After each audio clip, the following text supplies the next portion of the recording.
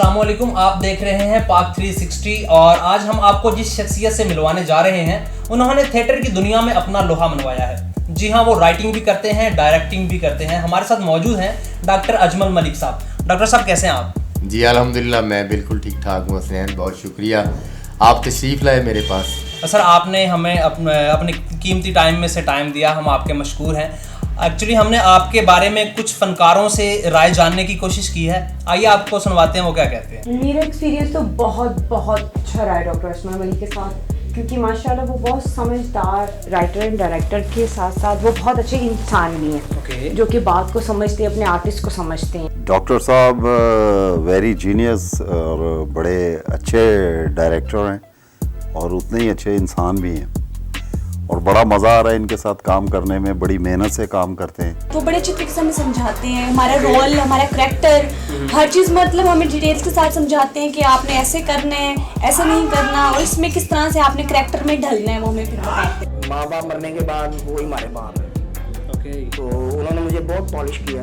Is the very nice director, बहुत ही talented हैं, लेकिन जो चेंज उन्होंने लॉकडाउन के बाद शालीमार थिएटर को दिया है, जो फनकारों के अंदर हम में से वो आर्ट को निकाला है जो काफ़ी अरसे से हमारे अंदर दफन था। तो डॉक्टर अजमल मलिक साहब, I love doctor Ajmal Malik. मुख्तलिफ ड्रामे हर वीक में वो देते हैं जो स्टोरी वाइज होती हैं, जिससे फैमिली आके इंटरटेन करती हैं। बहुत अच्छा उनके साथ काम करके लग रहा है, उनकी डायरेक्शन बहुत ही अच्छी है। पब्लिक जैसे आर्टिस्ट को पहचानती है, इसी तरह डायरेक्टर हालांकि स्क्रीन के पीछे होता है, पर्दे के पीछे होता है। ये वो डायरेक्टर हैं कि जिनके अंदर हम नाम लेते हैं तो पब्लिक क्लैप कर देती है। इसका मतलब है ये भी उतने ही फेमस हैं जितने इनके प्लेयर्स, इनके आर्टिस्ट। कोई शक भी नहीं है कि वो एक बहुत अच्छे डायरेक्टर है।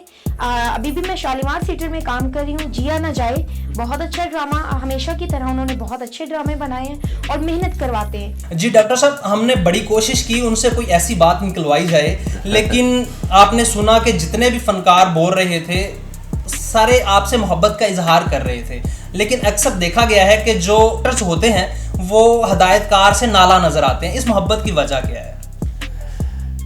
मैं पहली बात तो ये है कि बड़ा मशहूर हूँ अपने इन साथी आर्टिस्टों का, जिन्होंने मेरी गैर मौजूदगी में मेरे बारे में ऐसे कमेंट्स पास किए हैं। तो मैं ये समझता हूँ कि अच्छा डायरेक्टर वही है जो अच्छा काम तो करना जानता हो, वो एक अलग बात है, अच्छा राइटर हो वो एक अलग बात है, मगर उसमें ये खूबी होनी चाहिए कि वो अपने साथी फनकारों को, वो सीनियर हैं या जूनियर हों, उनके मिजाज के मुताबिक, उनकी आर्टिस्टिक वर्थ के मुताबिक लेकर अगर उनको चलेगा तो उनका आर्टिस्ट जो है वो हमेशा उससे खुश रहेगा। और इसलिए मेरे तमाम फनकार जो है वो हमेशा मेरे साथ खुश रहे हैं। और डॉक्टर साहब, ये अक्सर देखने में आया है कि जो टीवी फनकार होते हैं उनकी निस्बत जो हमारे स्टेज अदाकार हैं, जो स्टेज की फनकार आए हैं, फीमेल्स आर्टिस्ट हैं, उनके ऊपर ज़्यादा ये जो कातिलाना हमले होते हैं और ऐसे वाक़यात पेश आते हैं, इनके पीछे क्या मुहर्रिकात हैं, क्या वजह है? बड़ा अच्छा सवाल है जट साहब आपका, और मैं बिल्कुल इसका खुला जवाब देना चाहता हूँ। जी ज़रूर, हम आपसे यही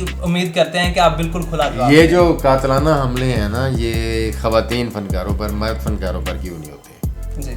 असल बात ये है कि कुछ अरसा हुआ है हमारे शोबिज़ की दुनिया में कुछ प्रोड्यूसर ऐसे हैं जो प्रोड्यूसर नहीं है।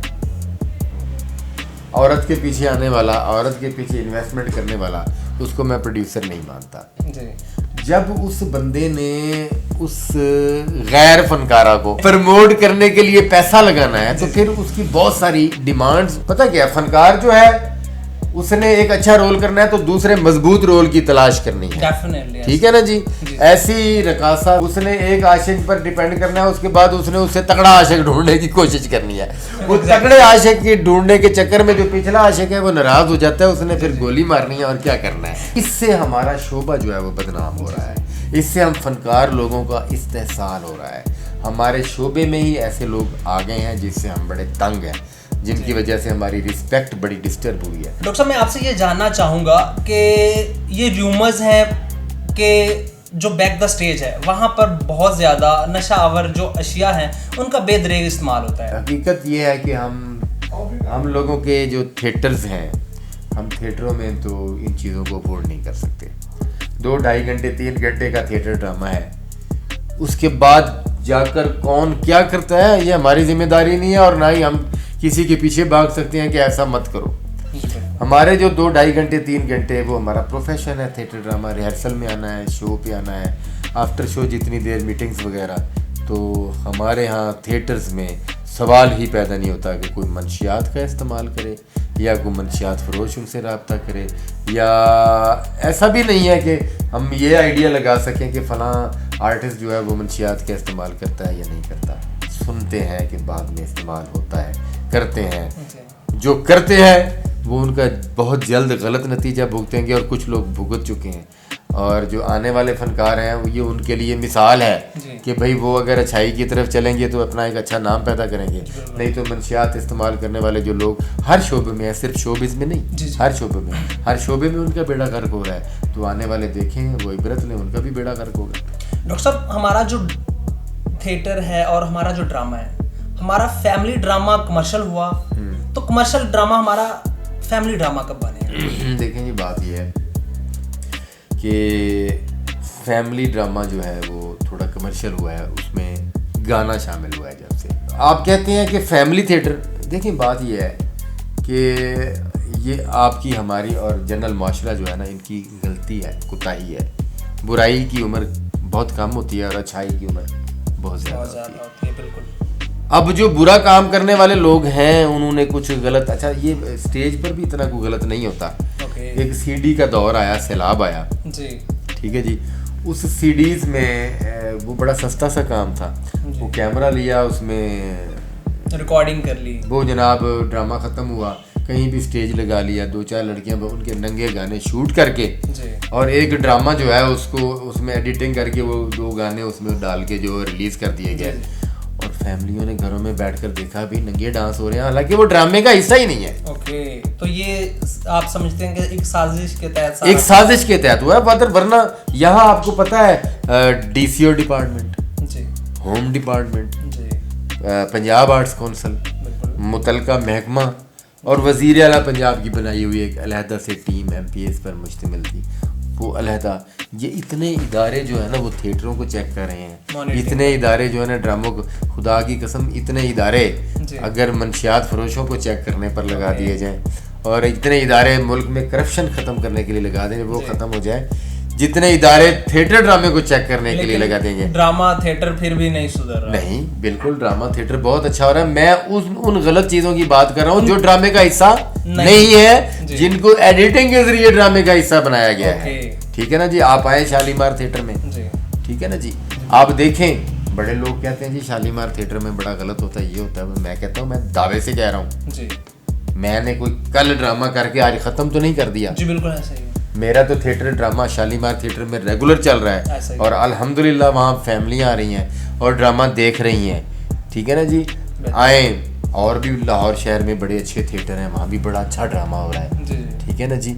और अगर आउटडोर में किसी छोटे मोटे स्टेशनों पर कुछ गलत हो रहा है तो गवर्नमेंट उन पर एक्शन ले, जो गलत करते हैं उनको एक्शन ले, उनको बंद करें। मगर खुदारा कल्चर के काम के लिए, कल्चर से वाबस्ता लोगों को जो है ना वो बहुत वैलिड पॉइंट तो मतलब उससे ये होगा, एक तो वो लोग जो यहाँ से रिटायर हो चुके हैं, घरों में बैठे हैं, उनका एक मुनासिब आप वजीफ़ा लगाए गवर्नमेंट, वो हमें आए चेक करें, हमारी तरबियत करें, हम उससे हम लोगों में बेहतरी आएगी, आज के आर्टिस्ट में बेहतरी आएगी, प्लस उनके घर का चूल्हा जलेगा, प्लस ये है कि उनकी निगरानी से ड्रामा अपनी असल जगह पर वापस आ जाएगा, अगर कोई कोताही है भी तो बस मेरी आपके चैनल के ज़रिए सरकार वक्त से गुजारिश है कि थिएटर ड्रामा पर पॉलिटिक्स ना करें, थिएटर पर पॉलिटिक्स करने के बजाय थिएटर के लिए वो अहम इक़दाम करें, हमारे सीनियर्स जो हैं वो उनकी खिदमात हासिल करें, वो उन पर मुश्तमिल को कमेटियाँ बनाएं,